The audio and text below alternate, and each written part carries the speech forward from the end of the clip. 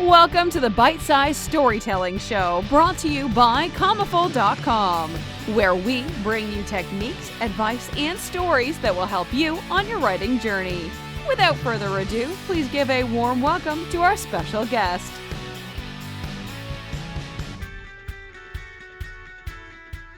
Hello, I'm Desmond Kon, and I'm going to talk a bit about what it's like to write in first-person narration.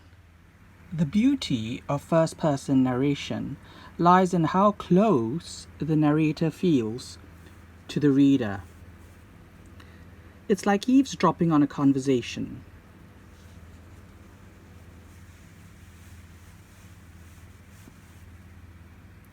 Like gossip, or having a late-night chat with a best friend. It's easy because, at least for a first book, you can rely on your natural voice. You can muster the wit, the honesty, the drama, the moods. It's all wonderfully therapeutic. What is fabulous is the presence of an unreliable narrator. It can really put a spin on things because you don't know if what you're getting from the narrator is completely true or reflective of his or her reality. This could be born of the unreliable narrator's prejudice. He or she might be completely deluded or misguided. He or she might have been lied to, might be completely clueless, or might be intentionally manipulative. That gets us to the next point, which is, we always have to ask ourselves, what is the underlying desire of the narrator in the book, or even within a scene? What is his most pressing need or want? Is he trying to find the meaning of life? Is he trying to find and get the love of his life? Is he or she hiding some terrible trauma from his or her past? You can even get quirky and experimental with narration. You can let the narrator break the fourth wall and address the reader directly.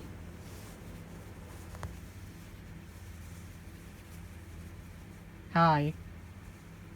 Hey, ma. I love texts that have that cleverness, that meta-sensibility.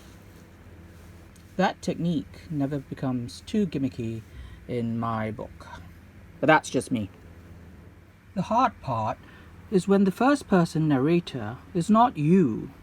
Rather, it's a created voice, a character within the story. Like, say, a florist, perhaps, or someone who's rearing tadpoles so that they can become frogs, for their aquarium. Maybe a paleontologist, maybe someone who is a cat lover, has a couple of cats, and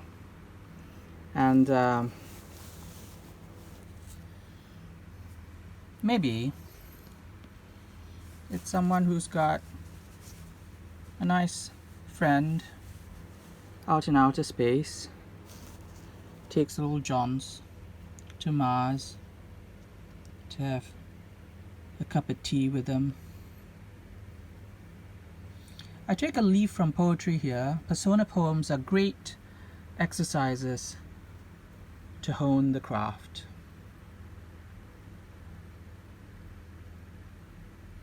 So sometimes I write in the first person from some plush toys I have, or some, knickknacks that I have. And you've seen some of them.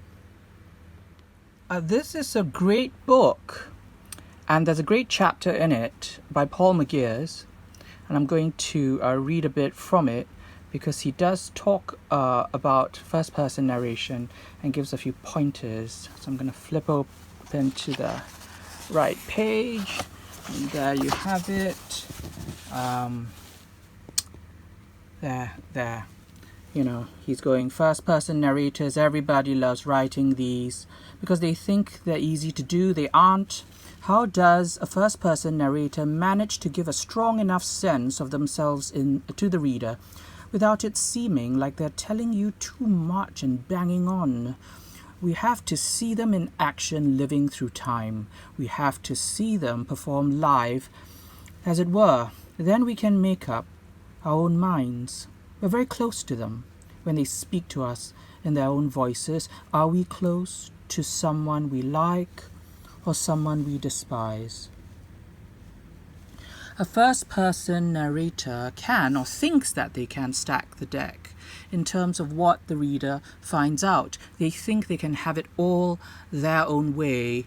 For the reader, it's like having a very bossy friend or someone standing extremely close to you, chatting on and on and on. They try to dominate your view of the world. The skilled writer will make the first-person narrator say things they don't mean to. They will slip and give themselves away. The reader will glimpse their world and unspoken truths about it over their shoulder.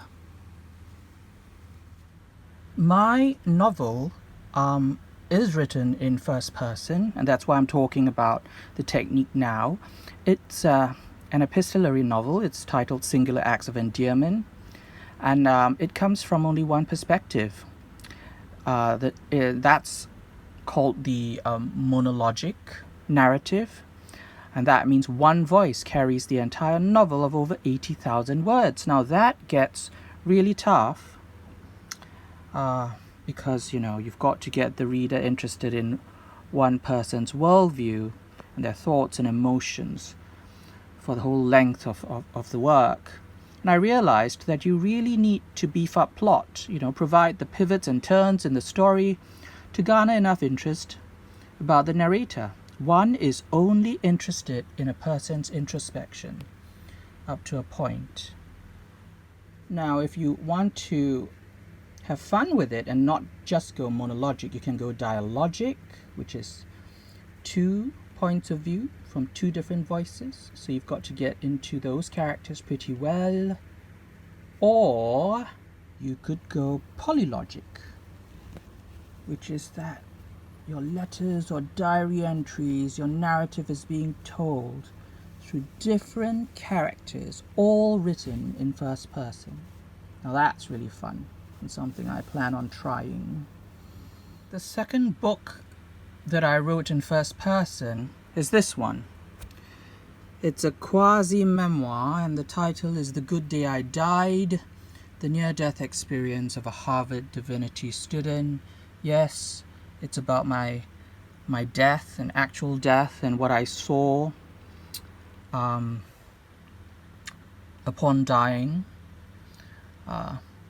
And if you're interested in material like that, this book might be interesting for you. The tough thing about this, because it's non-fiction, is that I really had to reach into that vulnerable space and muster writing that's as honest and real as possible. That's the heart of the book, and that's the difficult part about writing this book. But I enjoyed it tremendously. I'm really into investigating writing as expressive therapy now, and the first person is one of those joys. You really get a sense of who you are. You discover things about yourself you never knew before, and it's very cathartic and therapeutic. I have an author website, and if you're interested in what I'm talking about in my other books, here it is. It's desmondkon.com. It has been an absolute joy sharing this with you. I thank you for listening. Have a beautiful day. Goodbye. If you found this interesting, be sure to like, subscribe, and give a special thanks to our volunteer instructor. Reviews and likes really go a long way and help us provide more awesome writing resources to the Commaful community. If you aren't on Commaful yet, you can join a community of poets, short story authors, and fan fiction writers on Commaful.com.